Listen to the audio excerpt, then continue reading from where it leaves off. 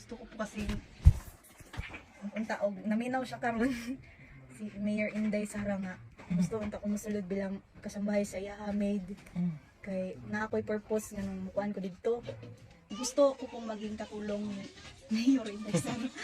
Yun lang po. Okay, ito. Meron po siyang application dito para kay Inday Sara and Tatay Dick. Ano yan? OMG! Aiza ini-interview ni Pugong Be a Hero para sa call center, may pangarap na gustong matupad. Mapansin kaya, hello mga kababayan, Elma's Vlog, ay bumabati ng isang mapagpalang araw, saang sulok man kayo ng mundo naroon naway nasa mabuti kayong kalagayan. Sa part 3 ng upload ni Pugong Be a Hero, na pinamagatang, Katutubo Inglesera sa Bundok Bibilib Ka sa Kanya. Habang tuloy-tuloy ang kanilang kwentuhan, pinakita ni Aiza, ang kanyang mga nakatagong gamit at mga papel na sulat kamay niya.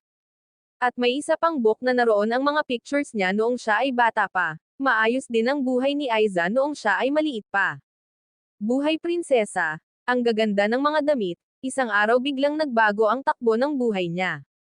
Nagkasakit ang kanyang ama at sumakabilang buhay, kaya doon siya nahirapan.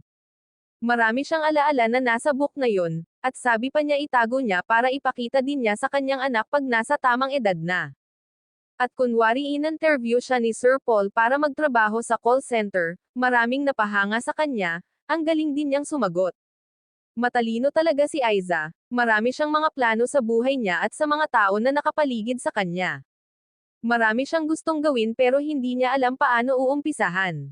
Lalo na ngayon kailangan muna niyang magpa-check up para matuloy-tuloy ang kanyang many maintenance na gamot. Dahil sa nagkasakit din siya noon ng depression, tulad ng kay Gea, at may kamahalan ang kanilang gamot. Kaya mahirap din lalo't wala din siyang inaasahan na mapagkuhaan ng pangbili ng gamot niya, kaya nahinto ang kanyang pag-inom, at isa rin sa kanyang pangarap na maging kasambahay ni VP Sara, at may liham pa siya para sa ating VP Sara, sana mapanood niya ang vlog ni Sir Paul. Sabi nga ni Pugong Be a Hero masyadong busy si VP Inday Sara, kaya malabo na mapansin. Kaya sila na muna ang tutulong kay Aiza na may pagamot sa ngayon, sana payagan din si Aiza, sa mga datos sa kanilang lugar na luluwas siya sa Davao, para mapa-check up at kasama naman niya si Sir Paul at ang team, mapanood ang full video sa channel ni Pugong Be a Hero, please watch, subscribe and don't skip ads, ganun na rin sa aking munting channel Elma's Vlog, please support. Maraming salamat mga kababayan. God bless us.